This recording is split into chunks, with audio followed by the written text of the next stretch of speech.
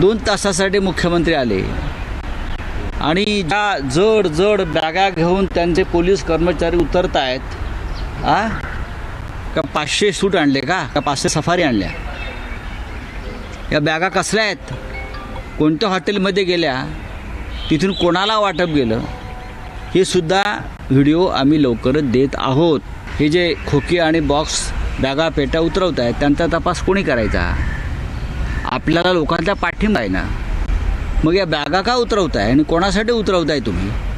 Election कमिशनच्या डोळ्यावरती काय झापड आली आहे का? नेहमी बॅगा आणतो, बॅगांमध्ये माझे कपडे असतात आणि चोराच्या मनात चांदणं. या ठिकाणी जे लोक रात्री अपरात्री चोरून छपून लपून छपून काम करतात, हा एकनाथ शिंदे जाहीरपणे उघडपणे जे आहे ते माझं सगळं उघड आहे. आता या नाशिकच्या स्टँडिंग कमिटीमधून काय काय कुठे गेलंय याचा पण खुलासा लवकर होईल.